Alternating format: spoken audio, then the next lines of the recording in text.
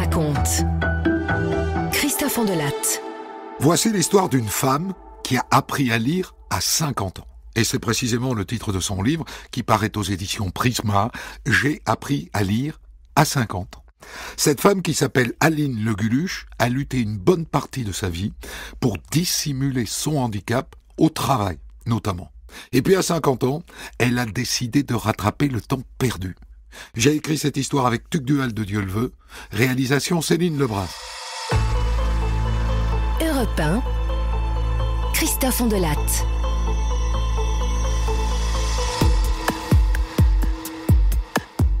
Ma mère rencontre mon père après la guerre. Et comme c'est un fils de paysan, tous les deux s'installent à la ferme familiale, celle de mon grand-père, sur les hauteurs d'un petit village des Yvelines. Une dizaine de vaches, une belle brochette de volailles, dans le fond de la cour toute une famille de lapins et quelques cochons.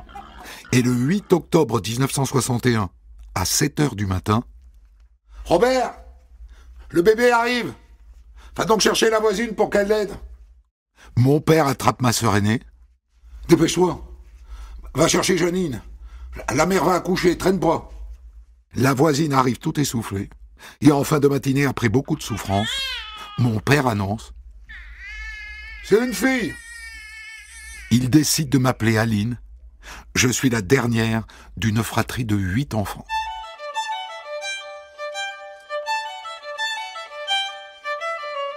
Blonde, les cheveux longs et bouclés, je suis une petite fille chétive à la santé fragile. Et un jour, j'ai 6 ans. Un matin, ma sœur Chantal me débarbouille, elle me brosse les cheveux, elle me fait une natte, elle m'aide à enfiler ma blouse, elle me colle sur le dos un vieux sac de cuir marron. Et avec mon frère et ma sœur, nous marchons jusqu'à l'école.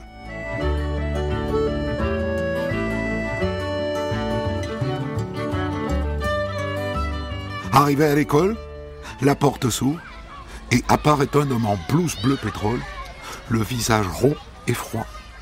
Dieu qu'il a l'air méchant. Bien, les nouveaux élèves à ma droite, les autres vont rester au fond de la cour. Et toi là, arrête de sucer ton pouce. T'es à l'école. Tiens-toi bien. Au premier coup de sifflet, nous nous mettons en rang par 2 devant la classe. Je veux un rang droit et discipliné. Allez-y, vous pouvez rentrer en silence. En silence. Je me retrouve assise au 4e rang. L'instituteur distribue un cahier, un porte-plume, un buvard. Il verse de l'encre dans les encriers. Vous ne devez pas mettre une seule goutte d'encre, ni sur vos mains, ni sur le pupitre, ni encore moins sur le cahier.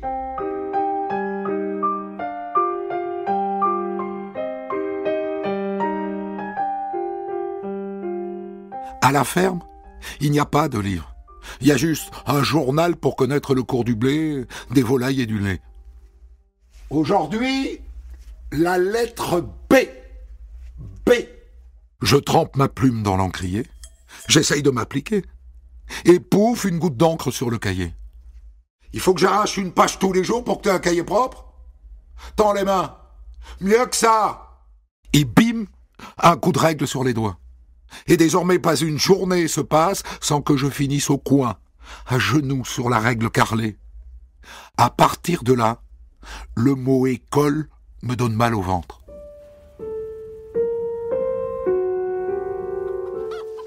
Le soir, à mon retour à la ferme, après ma tartine de confiture, je m'occupe des animaux. Arrive l'heure du dîner. Ma mère pose un faitout de soupe brûlante au centre de la table. Papa se sert du vin.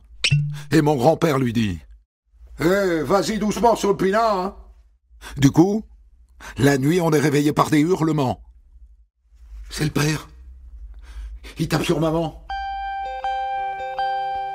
L'alcool, plus le traumatisme de la guerre. Et donc, avec mes frères et sœurs, on va faire barrage entre mon père et ma mère. Il nous faut plus d'1 heure pour calmer papa.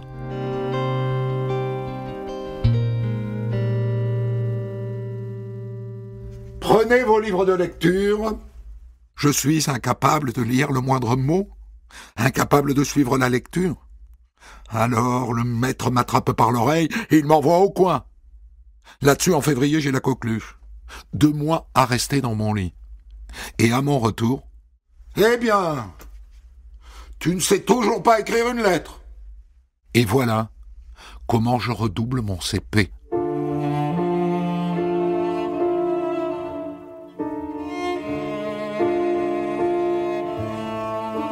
L'année d'après. « Aline, tu vas commencer la lecture. On t'écoute. » Rien ne sort de ma bouche. « Tu redoubles et tu sais pas lire. Fille de paysan, va. Quand je te dis de lire, tu lis. » Et là, il me traîne sur l'estrade. J'ai si peur que je me fais pipi dessus. Mon père arrive. « Votre fille, monsieur, ne veut pas travailler. Et en plus, elle a souillé l'estrade. Je veux plus la voir. 3 jours de mise à pied. » Cela dit, les familles vont se plaindre auprès du maire. Et l'instituteur ne finit pas l'année. Et moi, je n'arrive toujours pas à lire et à écrire. Mais je passe en CE1.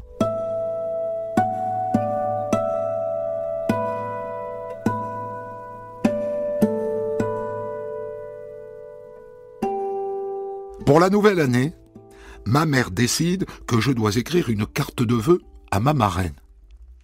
Je sais pas quoi écrire. Eh bien, tu écris « Bonne année, bonne santé ma marraine ». En fait, à 9 ans, tu devrais savoir. Ma mère commence à comprendre que j'ai de grosses difficultés pour écrire. Et d'ailleurs, l'instituteur la convoque. Je rencontre beaucoup de problèmes avec Aline. Elle a de nombreuses difficultés, en français notamment. Elle confond les lettres P, B, G, J, M, N. Je sais pas quoi faire. Plus tard, on donnera un nom à mes problèmes. La dyslexie. Mais à l'époque, on pense que c'est un manque d'intelligence. Mais qu'est-ce que je vais faire de toi? Mais dis donc, Aline, t'as encore copié sur ta voisine. Qu'est-ce que tu vas devenir, ma pauvre fille? Tu finiras illettrée. Dans ma tête, revient toujours cette petite phrase. Ça ne sert à rien que je vienne à l'école.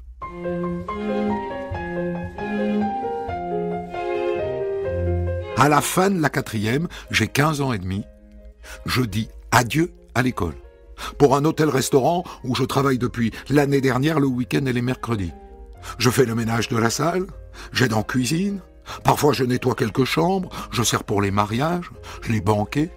Madame Étienne, la patronne, m'apprend beaucoup de choses. Et heureusement, jamais elle ne me demande de prendre les commandes. En revanche, juste après mes 16 ans, je travaille dans un autre restaurant. Et là, dès le premier jour, on me demande de prendre les commandes. « Oh, Aline, viens par là. Tu peux me dire ce que tu as écrit, là ?»« Oui, chef. 2 pâtés de tête et 2 escalopes à la Normand. » Je suis remercié le soir même.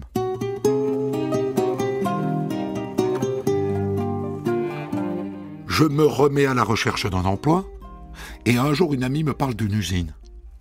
Ils font de la pâtisserie. Tu devrais te présenter. Hein. Je sais qu'ils cherchent des gens pour la fabrication des galettes de roi. J'arrive devant un entrepôt. Bonjour. Je viens vous demander si vous embauchez. Ah oui, oui. C'est possible. Quel âge as-tu? 16 ans. Entendu. Tu commences lundi, pour un essai d'1 mois. Tu seras payé au SMIC. 40 heures par semaine. Le lundi matin, j'arrive à l'usine. Marinette, tu peux lui apprendre le travail? Ça consiste à mettre de la pâte dans des moules. Je ne parle pas, j'observe, j'écoute. L'ambiance est assez bonne. Au bout d'1 mois, un gros camion percute ma mobilette. Pompier, hôpital, traumatisme crânien, cheville cassée. Maman, faut que j'envoie mon arrêt de travail, comment je fais?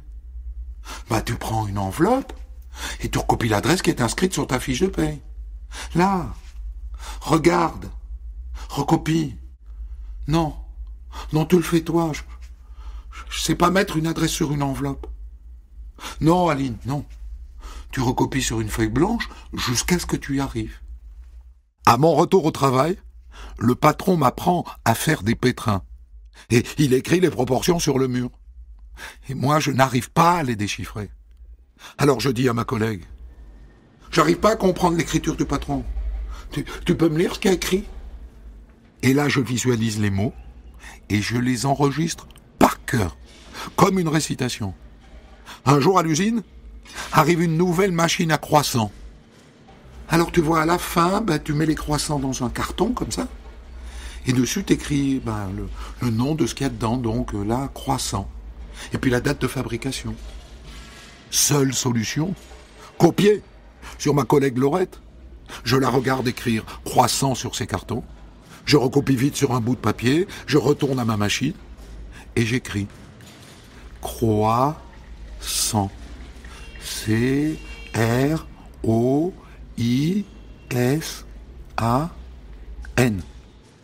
Et j'en fais une dizaine comme ça. Le lendemain, je travaille aux tartelettes. Oh, il y a une imbécile dans cette usine qui sait même pas écrire le mot croissant correctement. Il y a vraiment un ramassis de débiles, hein. Moi, j'ai mon certificat d'études. Qu'est-ce que tu fais là, alors? À mettre des tartelettes sur un tapis roulant si t'as ton certificat d'études? Je m'en vais avant que mes paroles ne dépassent ma pensée.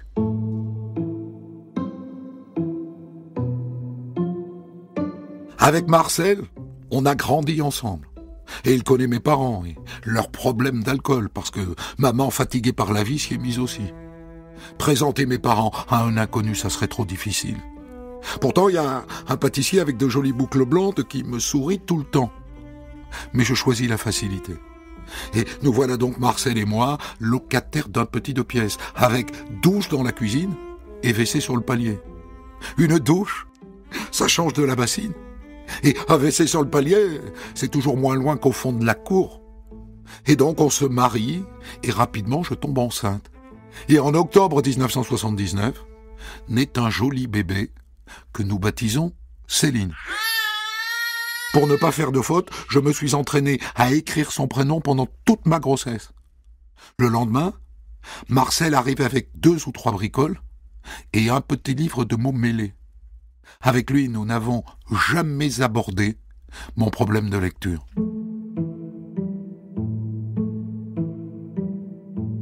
Céline a maintenant l'âge d'entrer à l'école maternelle. Ma sœur Simone me donne un sac rempli de livres, des contes et surtout un dictionnaire pour les enfants. Dans ce petit livre, chaque lettre de l'alphabet est inscrite en majuscules, en minuscules, en lettres d'imprimerie, avec à chaque fois le mot écrit en entier et l'image qui représente le mot. Et là, je m'aperçois que mon niveau, qui était déjà bas en quittant l'école, est descendu encore plus bas. Je ne suis même plus capable de lire des mots simples.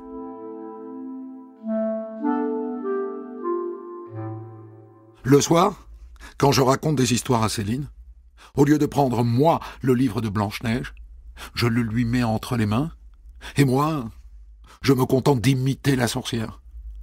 Je voudrais que mes enfants développent l'amour de la lecture. Et moi, je vais essayer de profiter de son apprentissage pour faire des progrès.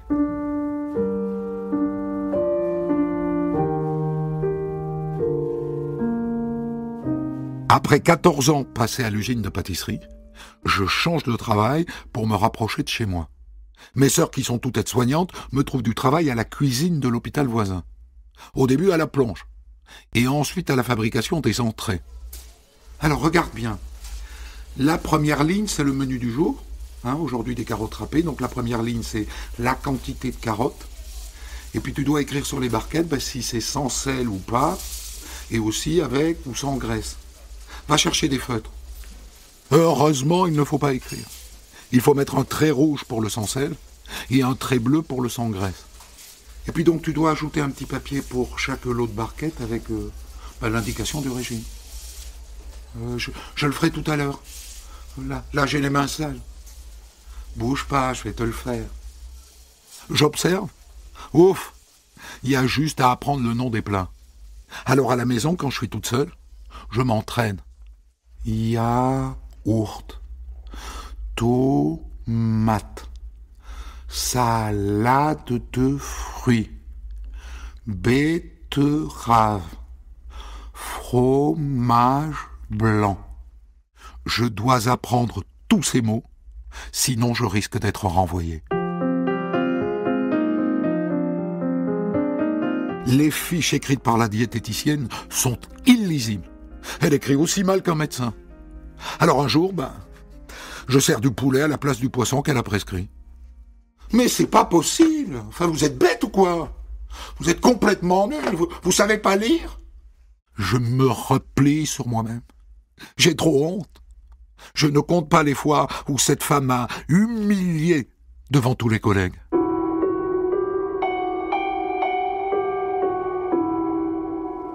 Cette semaine, je suis à la plonge. Et Pierrot, qui d'habitude s'occupe des grosses gamelles, n'est pas là. C'est parce qu'il sait pas lire, Pierrot. Alors le chef l'a envoyé prendre des cours d'alphabétisation. Ah bon? On a le droit de prendre des cours pour ça? Oui, ça dépend, il faut demander au chef. Je n'ose pas demander.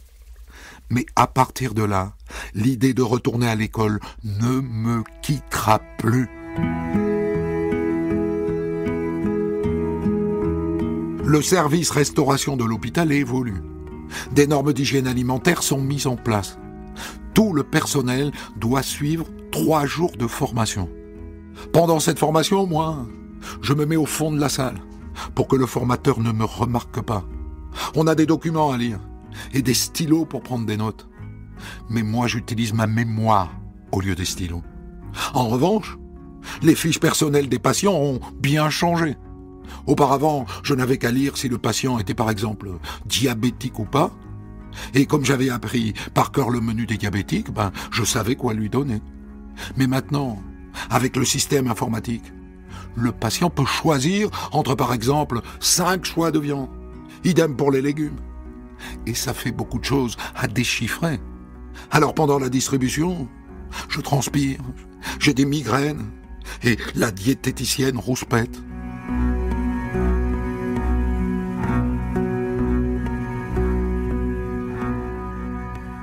Le travail m'a usé les épaules. Il faut m'opérer. Quelques mois d'arrêt et à mon retour. Bon, la médecine du travail a dit que tu pourrais plus faire de travail pénible. Tu vas donc changer de poste. Tu vas aller à l'informatique. L'informatique? Mais c'est pas un travail pour moi. Je suis nul. Je vais pas y arriver. Pendant des mois, derrière moi, il tape du pied et ça me stresse. Et je perds mes moyens, et les erreurs s'accumulent. Le cercle vicieux.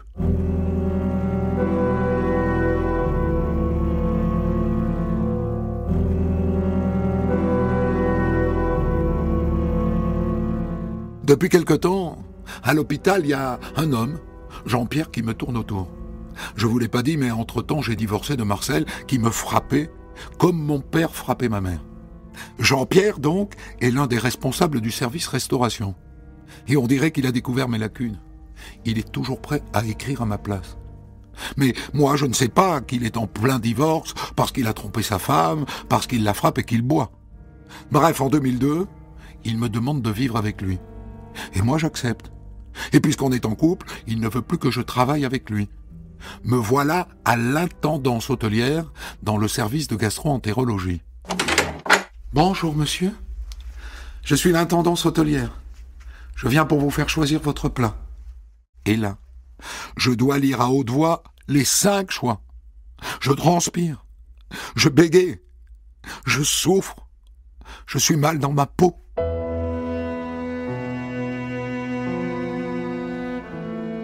Un soir, Jean-Pierre vient me voir.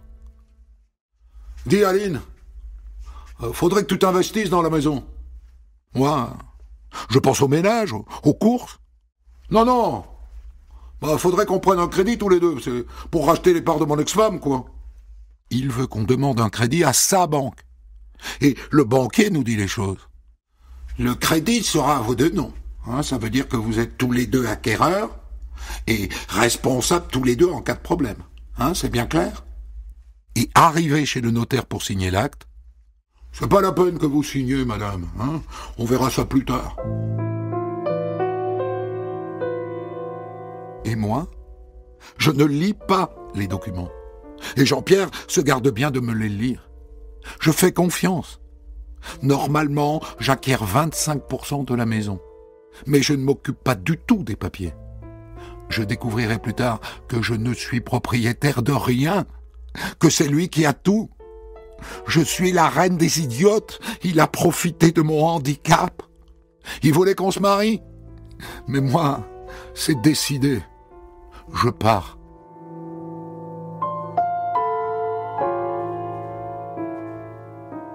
Au travail, j'ai fait 2 demandes de formation. Et 2 fois, on me les a refusées. Je tente une 3e fois.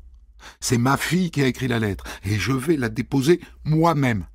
Avec en tête l'idée de ne pas sortir du bureau tant que je ne serai pas entendu. Je veux que la responsable des ressources humaines comprenne que j'ai besoin d'aide. Et donc, pour la première fois, je me confie. Écoutez, j'ai bientôt 50 ans. Ça peut plus durer, je suis au bout du rouleau. Je maîtrise rien quand il s'agit de lire ou d'écrire. Sans compter les sous-entendus de mes collègues.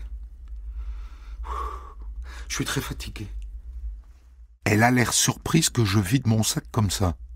Je vous rassure, vous n'êtes pas la seule à l'hôpital. Peut-être que vous pourriez trouver vous-même une formation, hein? Et puis vous revenez vers moi. J'en trouve une au Greta. Je reviens avec le devis. Malheureusement, je ne vais pas pouvoir accepter par manque de financement. Je suis désolé. Mais je vais me renseigner pour voir ce que je peux faire. Et un jour, le téléphone sonne. Bon, ça y est. Je vous ai trouvé un nouveau centre de formation pour adultes. Mais c'est à Paris, hein? À Paris? Je n'ai jamais pris le métro toute seule. Mais ce souci qu'elle a eu de moi me touche vraiment. Je commence ma formation au mois de novembre 2013. 3 heures tous les vendredis matins pendant 6 mois. Je suis contente et aussi très angoissée. Comme une adolescente qui part pour une nouvelle aventure. Nous sommes une 12aine dans mon groupe. Et moi je pensais voir des gens de mon âge ou de plus de 40 ans. Mais il y a aussi des jeunes de 20 ans. Moi je pensais pas que c'était possible à mon époque. Des mômes. Et ils ont la même honte que moi. C'est Cathy qui sera notre enseignante. Bien, je vais vous demander de vous présenter. Chacun à votre tour, vous n'êtes pas là pour être malheureux, hein, ni pour souffrir. Vous êtes là pour vous enrichir, pour partager et pour évoluer. Cathy nous sait fragiles. Et donc au début, elle ne nous demande aucune lecture à voix haute, aucune écriture au tableau. Elle nous donne une feuille avec des exercices assez simples. Et quand la première matinée de formation s'achève, eh bien j'ai hâte d'être à la semaine prochaine.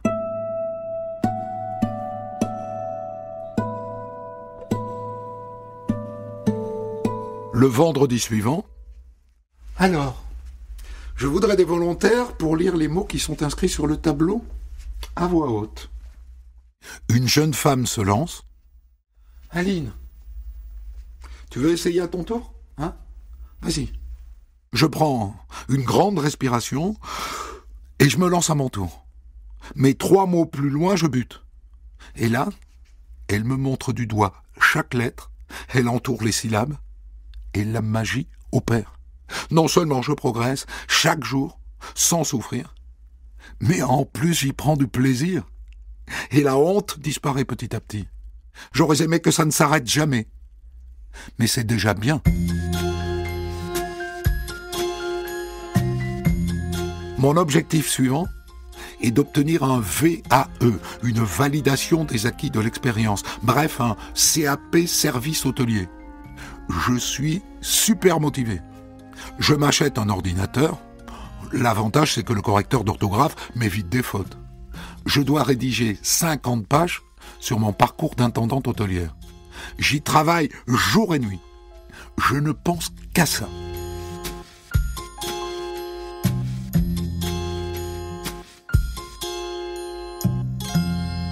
C'est la première fois de ma vie que je passe un examen. En attendant mon tour, j'ai l'impression d'avoir tout oublié, c'est l'horreur. Il ne faut pas que je rate. Je dois y arriver. C'est mon défi, comme une question de vie ou de mort. Madame Aline Le Guluche, c'est à vous. Quand je me lève, je me sens prête. J'entre dans la pièce, il y a 5 personnes autour d'une table, ils ont tous devant eux une copie de mon livret. Et il pose des questions. Et j'y réponds naturellement, calmement, comme si j'avais laissé mon stress sur la chaise. Tout me paraît facile. Très bien, madame, très bien, c'était très bien. Vous avez fait du bon travail. Vous pourriez tenter de continuer. Pourquoi pas un BEP ou même un bac. Je crois pas, non. Je vais en rester là, mais c'est déjà bien, merci.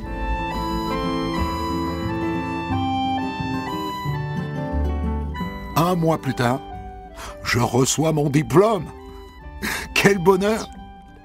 Je suis devenue une femme libre et autonome. Pour commenter son histoire du jour, Christophe Ondelatte reçoit un invité, acteur direct de son récit. Voilà, j'ai choisi d'arrêter mon histoire là, mais je le redis comme je le dis souvent, mes récits sont très succincts par rapport à la richesse des livres, et ce livre s'appelle « J'ai appris à lire à 50 ans » aux éditions Prisma, et il est signé Aline Le Guluche de votre nom. On doit être assez fier d'ailleurs, quand on publie un livre, compte tenu de votre parcours, non ? Ah oui, je suis extrêmement fière parce que c'est complètement inattendu. C'était pas prévu dans le programme de ma vie, ça, du tout. Quand arrive le carton, là, avec les premiers exemplaires, c'est comme ça que ça se passe. Ah oui, ça fait pleurer. Ça fait pleurer. Ouais. Alors, de joie. De joie. Il faut qu'on raconte la suite, parce qu'il y a une suite que je n'ai pas pu raconter. Vous avez tellement pris confiance que vous êtes devenu délégué syndical à l'hôpital. Oui, tout à fait. Après mon CAP, tout ça, voilà, je me suis fait opérer d'une autre épaule, tout ça. Donc, je pouvais plus trop forcer comme avant. Et du coup, ça m'a bien plu d'aller au bureau du syndicat, justement, pour aider mes collègues. Que ça m'a permis de continuer à m'améliorer avec les ordinateurs, faire des tracts, et puis surtout aller voir mes collègues. J'en connaissais quelques-uns et une qui avaient besoin de retourner à l'école aussi, parce que on n'est pas sorti de l'école avec toutes les compétences. Forcément, le peu qu'on apprend, on désapprend avec les années. Et vous êtes devenue permanente de ce syndicat, d'ailleurs. Tout à fait. Ouais, tout à fait. C'est dingue, parce que quand on imagine de là où vous venez, ça se passe en quoi, ça ? En 3-4 ans ? Même pas ? Oui, à peu près, quoi. Ouais, c'est à ça. peu près. Faut prendre la parole en public quand on est délégué syndical. Oui, c'est difficile. Ouais. C'est un bon exercice. C'est parce qu'en fait, tout est beaucoup plus facile quand déjà on croit en ce qu'on dit, en ce qu'on fait, quand on a une cause à défendre. Et moi, c'était pour défendre mes collègues, pour leur apporter le droit aux formations, pour qu'ils puissent retourner à l'école.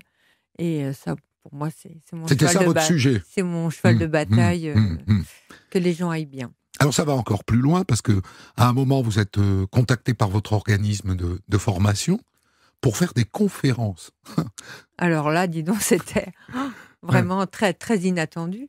Oui, l'école dans laquelle je suis allée, ils m'ont demandé si je voulais participer pour promouvoir les compétences clés. Et bien sûr, dis donc, ils m'ont tellement aidé que ça coulait de source, que ce soit à mon tour de les aider. Alors, ce que vous racontez, c'est qu'à l'époque où vous êtes scolarisé, donc au milieu des années 60, on n'a pas identifié vos problèmes, et notamment ce qu'on appelle la dyslexie. En fait, à l'époque, on considère vos problèmes comme un manque d'intelligence.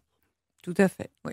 On dit elle est idiote, quoi. Oui, on dit qu'elle est idiote. Bon, de toute façon, voilà, quoi. Elle n'est pas futée, elle va rester au fond de la classe, et puis attendre que les années passent. Comme d'autres avant elle. Comme d'autres avant moi, et puis d'autres après moi. Voilà. C'est parce qu'en fait, être illettré, c'est pas être analphabète. Analphabète, c'est quelqu'un qui n'est jamais allé à l'école, tandis que quelqu'un d'illettré, c'est quelqu'un qui est sorti de l'école sans toutes les compétences. Alors moi, en maths, ça coulait bien, mais la lecture et l'écriture, donc j'ai appris, mais ça avait beaucoup de mal à sortir. À partir de quand est-ce que vous collez le mot dyslexie sur ce qui vous arrive ? Alors en fait, c'est quand moi j'ai eu mes enfants, et là autour de moi il y avait d'autres mamans avec des enfants dyslexiques, il y a l'orthophoniste, et etc. Donc moi j'ai eu de la chance, mes enfants n'ont pas hérité de mon handicap, mais il y en a beaucoup et il y en a encore. Mais vous vous dites vous-même je suis dyslexique, ou à un moment donné vous allez voir un vrai professionnel qui vous dit bon ben voilà. Je l'ai pas fait ça, j'ai pas été voir un vrai professionnel, mais voilà. Ça paraît clair. Ça paraît clair, quand on inverse les lettres, quand on les confond, quand les sons, on les entend pas bien, on les confond aussi. Donc c'est toujours, c'est ça le problème en fait. Mais il n'y avait pas à l'époque de ce qu'on appelle de CMPP, le Centre médico-psychopédagogique, parce que c'est là que sont traités par des psychorééducatrices les problèmes de dyslexie aujourd'hui. Ah non, quand j'étais môme, ils n'avaient même pas reconnu le problème. Donc, oui. On en était loin. Et les instituts n'étaient pas du tout formés à ça. Pas du tout, pas du tout. Et en plus, j'ai eu de la chance, je suis tombée sur un gentil instituteur qui m'a bien aidée. Oui, parce que j'ai raconté l'histoire du méchant, mais après, il y en a un gentil. Ouais, il y en a un gentil, et vraiment, il m'a éveillée sur plein de choses, sur la musique, sur le théâtre. Il lisait mes exercices pour que je puisse les faire correctement. Et une fois qu'il me l'avait lu une fois, c'est bon. Après, j'avais imprégné, j'avais compris. Et c'était facile après. Il m'a appris aussi à écrire et tout. Je savais écrire mon nom, Monsieur mon prénom. Beau, dans ma mémoire, c'est ça? Oui, Monsieur Beau. Monsieur Beau, oui, il faut lui rendre hommage, toujours vivant. Il était beau, oui. D'ailleurs, je lui rends hommage et je le remercie. Vous lui avez envoyé le livre? Oui, il le sait, il est au courant de tout. Et vraiment, je le remercie pour tout ce qu'il a fait pour tous ses enfants, parce que des enfants à problème, dans les milieux ruraux, il y en a beaucoup. Alors, votre maman, elle voit bien qu'il y a un problème. Oui. Est-ce qu'elle aussi met ça sur le manque d'intelligence? Non, pas du tout. Non, pas du tout. Les parents, à l'époque, ils travaillaient beaucoup. Ils étaient fermiers, ils avaient 8 enfants. Et moi, comme je suis la dernière, mes parents vieillissaient et ils commençaient à fatiguer par multiples problèmes de la vie. Et c'est vrai que c'est des gens, moi je les aime, je les adore. Et ils ont eu une vie, c'est la leur, avec leurs tourments, mais leurs démons, mais ils aimaient leurs enfants et eux considéraient naïvement que d'être courageux, ça suffisait à la vie en fait. Tu te lèves le matin, tu travailles, et voilà. Oui, parce qu'au fond, ils étaient à peine allés à l'école et ça les avait jamais empêchés de vivre, quoi. Ma mère avait son certificat d'études, quand même, donc c'est elle qui tenait les comptes et tout ça. Et mais ils étaient heureux comme ça, en fait. L'instant, voilà, la ferme nourrissait et le travail faisait que on avait été élevés dans l'honneur, le respect de soi-même et le courage. Donc c'était 3 qualités et ils se sont pas trompés là-dessus parce que leurs 8 enfants ont tous été courageux et travailleurs. Donc tous, il n'y a pas de feignant. Donc bonne éducation. Chez le Gueuluche, aucun feignant. Et l'alcoolisme, au fond, c'est tout ce contexte. N'a pas été quelque chose qui s'est ajouté pour vous? C'est-à-dire une sorte de loi de l'emmerdement maximum? C'est non seulement je sais pas lire, je sais pas écrire, mes parents sont alcoolos. Je pensais pas que mes parents étaient alcoolos, voyez-vous, je ne disais pas ce mot-là. J'occultais même mes parents, voilà, ils étaient... Mon père, j'adorais mon père, mais c'est vrai qu'il avait les démons de la guerre, parce que quand on fait il était prisonnier pendant 5 ans, il faut revenir avec tout ça, il faut revenir avec tout ça. Et puis la vie était tellement dure à la ferme, on se levait tôt, on se couchait tard, c'était plein de journées de labeur. Et c'est vrai que le vin, c'était un support, mais ensuite c'est devenu un démon, en fait. Et voilà, donc je peux pas juger ça. Il faut le vivre pour le juger. Vos enfants, vous le dites, n'ont pas hérité de la dyslexie. Leur parcours scolaire, en 2 mots. Puis si ça vous embête comme question, vous m'envoyez balader. Voilà, ils ont bac plus tous les deux. Ils ont bac plus tous les deux. Ouais, ils se travaillent bien. Enfin, ils ont une situation... Ils ont une situation tout à fait correcte. On sent qu'ils vous ont beaucoup aidé. Enfin, surtout votre fille. Les deux en fait. Parce que bon, voilà. Céline et Fabrice. J'en ai pas parlé de Fabrice, je l'ai pas fait naître dans mon histoire, mais il y a Fabrice. Non, Fabrice, au contraire. Ils sont tous les deux toujours auprès de leur mère et ils sont très fiers que j'aille écrit un livre. Ils sont fiers que je sois retournée à l'école. Ils sont fiers que j'aille mener tous mes combats, que j'aille quelquefois pris des décisions un peu dures, comme quitter leur père, ne pas revenir surtout. Et puis ensuite, voilà, j'ai vécu avec quelqu'un qui n'était... C'était pas de l'amour, c'était du profit. Mais moi, j'étais tellement envoûtée par toute sa connaissance. Moi, ça me sortait un petit peu de mon lot du quotidien. Donc voilà, j'étais vous sortez vraiment... de ce milieu. J'ai fait des belles choses aussi avec cet homme-là. J'ai découvert des choses. Mais ça a eu un prix. Parlons de ces hommes quand même.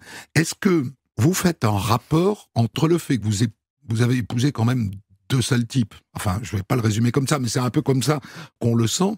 Est-ce que c'est parce que vos difficultés de lecture et écriture vous rendent naturellement faible? Je pense que oui. Je pense que le manque de compétences, Ouais. ne pas être diplômé, enfin, pas aller plus loin que le bout de sa rue, c'est très, ça limite de ne pas avoir un niveau intellectuel très. Mmh. Ça limite, on reste dans notre secteur. Mmh. Et donc. Donc Marcel, au fond, il est dans votre décor depuis toute petite. C'est pas par facilité, c'est un peu par peur, quoi. Peur d'aller ailleurs. Oui, voilà. En fait, voilà, c'est la facilité, Mmh. c'est le rayon, rayon Mmh. copains, famille.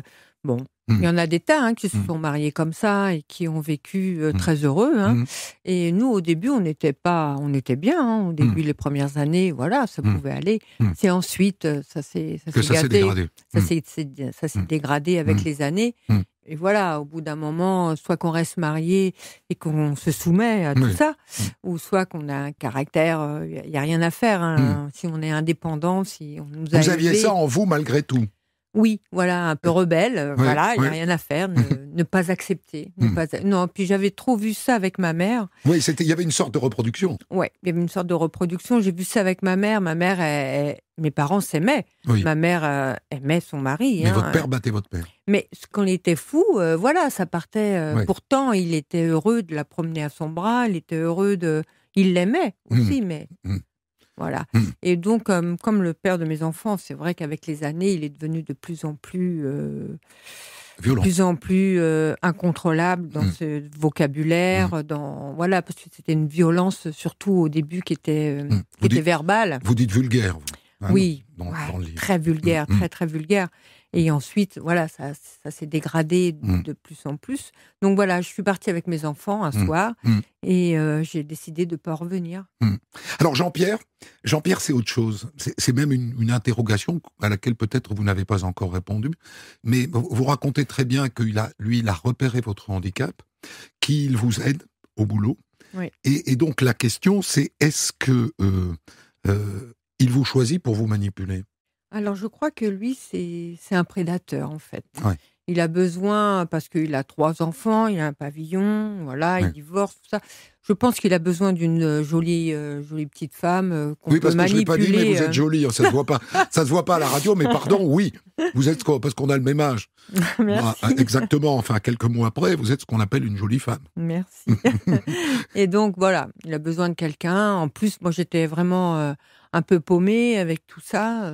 Mais est-ce que vous pensez qu'il va jusqu'à imaginer qu'il va pouvoir vous mettre sur le dos ce crédit? Pas au début. Parce que vous ne savez pas lire les papiers. Pas au début. Non. Au début, voilà. Au début, c'est parce que vous êtes jolie. Au début, c'est un peu de la. Voilà. Oui. Je dis, tiens, celle-ci, elle est peut-être plus facile à manipuler que les autres et tout. Voilà, ok. Et ensuite, voilà, ça s'est enchaîné sur des crédits, tout ça. Il a essayé de. J'avais beaucoup de mal à voir mes enfants comme je le voulais une fois qu'on a vécu ensemble. Oui. C'était ça, mes petits-enfants, il fallait toujours que je demande. Mais voilà, donc moi, ça me perturbait énormément parce que, voilà, mes enfants, mes petits-enfants, c'est mon sang, c'est ma vie. Et c'est pas comme ça que je conçois la vie à deux, une recomposition de famille. On est une équipe. Hein. Ouais, à 50-50. Bah, oui. Ce crédit, vous l'avez toujours sur le dos? Non, il est fini de payer ce crédit. Bon, mais vous l'avez payé? Mais je l'ai payé, ouais. Et vous avez récupéré votre part de la maison ou pas? Ah non, puisqu'il n'y avait rien de signé, donc non. Oui, J'ai pris un avocat pour essayer de récupérer mon argent, mais non. Ces hommes-là, ils doivent pas s'appeler ni Marcel ni Jean-Pierre, je suppose que vous avez changé les prénoms, ils ont lu votre livre? À votre avis? Je doute. Ils n'ont pas dû le lire, non. Ils savent qu'il est sorti? Oh, sans doute, oui, puisque... Il y a les enfants, quand même. Il y a les enfants, il y a les médias, il y a les journaux. Donc, ils ne le liront pas? Ils ne le liront pas. Ils vont critiquer, sûrement. Ouais. ils vont cracher un petit peu, mais c'est pas grave. Hein. Moi, il a bien fallu que je crache à un moment donné. Pourquoi pas aller jusqu'au bac? Là, vous arrivez à la retraite. Ah là là, vous savez que... Ah, ça vous taraude. Voilà. Parce que en fait, maintenant, je participe à la lutte contre l'illettrisme. Ouais. Je suis l'ambassadrice de Lancôme pour l'illettrisme des femmes. Lancôme, les parfums, enfin, les cosmétiques. Oui. Julie Audouin, Urdangaret. Donc, c'est Monsieur Fernandez de la lutte contre l'illettrisme qui m'a présenté Julie Audouin, Urdangaret de chez Lancôme. Et du coup, je lui avais proposé, enfin, m'avait demandé mes projets pour parce que ce petit bonhomme de chemin, il a bien travaillé, et m'avait demandé mes projets. Et donc, je lui ai dit, ben voilà, j'ai commencé à écrire un livre. Et donc, elle a trouvé ça extraordinaire, quoi, de passer à l'illettrisme à écrire un livre. Je lui ai expliqué que moi, j'écrivais bien parce que j'ai un ordinateur. Oui, qui a le correcteur d'orthographe. Ouais, mais nous aussi, hein. Oui, mais moi, je mets les lettres, je les inverse souvent. Voilà, c'est ma dyslexie, le G, tout ça, c'est compliqué. Mais j'y arrive de mieux. Enfin, j'y arrive donc, pas le bac, trop mal. Ça pourrait être un projet de retraite ? Alors, je dis pas non, parce que j'aimerais bien... Je pense que je retournerai un petit peu à l'école, à la retraite. Je continuerai à travailler. Peut-être pas le bac, mais bon. Gagner un peu encore ? Gagner encore. Un peu de terrain. Ouais, parce qu'en fait, j'aime bien. Et puis, comme je suis la représentatrice de la lutte contre l'illettrisme en France, eh ben, autant en faire honneur et puis continuer à travailler. Ça m'enrichit et ça prouve aux gens que tout est possible. J'ai adoré faire votre connaissance, Aline. Aline Le Guluche. Votre livre s'appelle « J'ai appris à lire à 50 ans » aux éditions Prisma. Des centaines d'histoires disponibles sur vos plateformes d'écoute et sur europe1.fr.